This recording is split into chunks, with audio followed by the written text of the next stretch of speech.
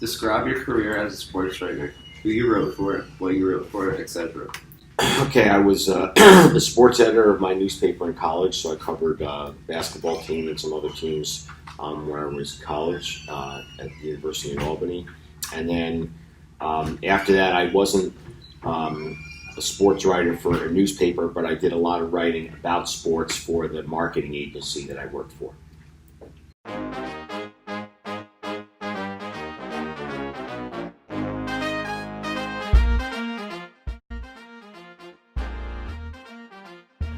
Willie Mays was a baseball player during the Civil Rights Movement. He was signed by the New York Giants, but was sent to the minor leagues to play for the Trenton Giants. Soon he would return to the major leagues to play for the New York Giants. He was often taunted for being African American, but eventually he won over the people who taunted him through playing baseball at a level which was better than most white players at the time. Willie Mays married Margaret Wendell Chapman, but they would divorce in 1962. Willie Mays won his first MVP with the New York Giants in 1954. In 1959, Willie Mays adopted his son Michael Mays after being married twice. Willie Mays had a fainting fit, which made him go to a hospital. The cause for it was him just being tired, so he was released from the hospital. Willie Mays was a volunteer for many organizations. He volunteered at the Red Cross program to help teach kids proper CPR techniques. While Willie Mays almost never was physically attacked, there was one time where a fan had grabbed Willie Mays at right field. Willie Mays beat the Cubs and won the National League East Division Championship, but at the end of that season, he retired. Willie Mays was inducted to the Hall of Fame in 1979. On November 24th, 2015, Mays was awarded the Medal of Freedom from President Barack Obama. Willie Mays will forever be known as one of the African-American baseball players who pioneered the idea of mixed racial sports and will be forever honored for it. What was your favorite thing to write about? Well, the basketball team when I was in college was my favorite because the coach of the team had been there for a really long time, and it was somebody that I admired a lot as a person, also as a coach, so I really enjoyed being able to interact with him.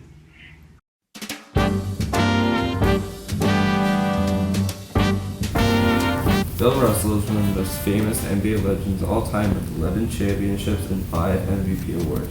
But life hasn't always been easy for Russell as he went through segregation and fought racism all through his career. While living in West Monroe, Los Angeles, Russell's life was marked by an uphill battle against racism and controversial actions.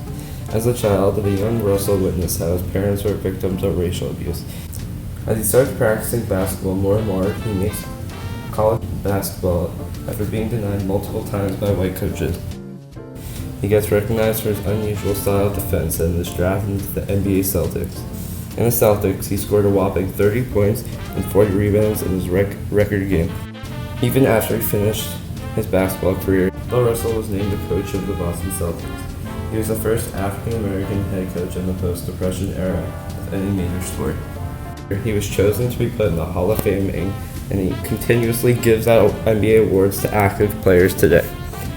Bill Russell will be one of the biggest examples of standing up to problems, especially being one of the first African-American NBA legends. Do you think black athletes in the days of segregation were afraid to play sports with white athletes, or that they truly wanted to? Obviously, it's hard to say, but I would think that they probably really wanted to and just felt like they needed a chance. And it was just, society was so messed up at that point that it was just, they never got the opportunity. And I think that that was just a situation that I don't think that any of them would have said, no, I don't really want to play, I don't want to have to deal with it. I think they would have loved to have gotten the opportunity to do it. They just never got the opportunity.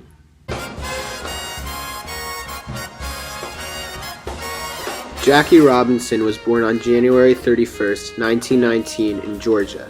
After fighting in World War II, he decided to pursue a career in baseball.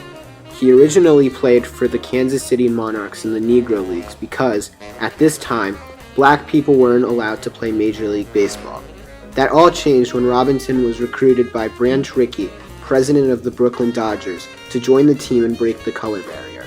Making his debut on April 15, 1947, Robinson avoided several racist insults from others and ended up becoming one of the greatest baseball players of all time.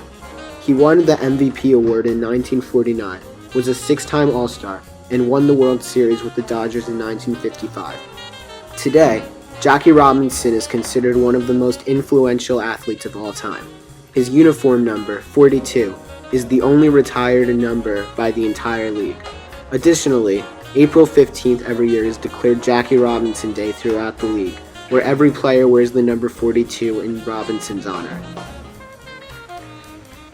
Out of all black athletes, who do you think is the most influential and why? Well, I mean, it's an obvious answer, but I would say Jackie Robinson for sure, because I mean, he was the first one to break the color barrier, and went through so much, and made so many sacrifices for himself. And the other thing that and which ended up being beneficial to so many other people. But the other thing was that under the best of circumstances, he was just such a spectacular player that it allowed his influence to be felt even more. Muhammad Ali was an American boxer in the 1960s and 70s with a huge involvement in the civil rights movement. Muhammad Ali was born on January 17, 1942, in Louisville, Kentucky, as Cassius Clay. In 1956, he went on to win the Amateur Golden Gloves. He went on to win the Normal Golden Gloves tournament in 1959. In 1960, he participated in the Olympics in Rome, Italy, where he won the gold medal for the U.S. team. One day, when Muhammad Ali went to a civil rights rally in Detroit, he met Malcolm X. He became a mentor for him. He influenced his beliefs of we should stay with our own and that we don't need help. In 1964, Muhammad Ali announced his involvement in the Islamic religion and became a huge spokesman for it. In January 19, 1981, Muhammad Ali stops a suicide. The man was standing on a fire escape of a very tall building. Muhammad Ali then said it's only going to get better and then helped him down. Muhammad Ali used his fame to promote moral living and as a voice for African Americans. He went on interviews and made public appearances. These ideas are that he believes that black men and women should stay together, just like Malcolm X. Muhammad Ali died of septic shock on June 3, 2016, but his memory still lives on as a great civil rights motivator. If you were a black athlete and you were asked to become the first black athlete to join the sport, do you think you would accept the offer and why? Boy, I don't know. I would have been knowing some of the stuff that Jackie Robinson went through. I don't know. I think that physically, as much as I felt like obviously he knew he was as good, and it wasn't just him. There were hundreds of other athletes that were as good as he were and could have succeeded. But if you were to ask me honestly, would I have had the mental strength and fortitude he had to be able to withstand what he did? If you had to ask me to push a button one way or the other, I would say no. I don't think I would have been able to handle it. Thank you. Equality is much harder to achieve than it seems. It takes a lot of courage to find your voice and stand up for what you believe in, especially when you might be criticized and insulted for it. But Willie Mays, Bill Russell, Jackie Robinson, and Muhammad Ali managed to find that courage and make a difference in the world. If there's any lesson to take from them, it's that making a difference is possible, even against all odds, as long as you remain optimistic and stay inspired to do so.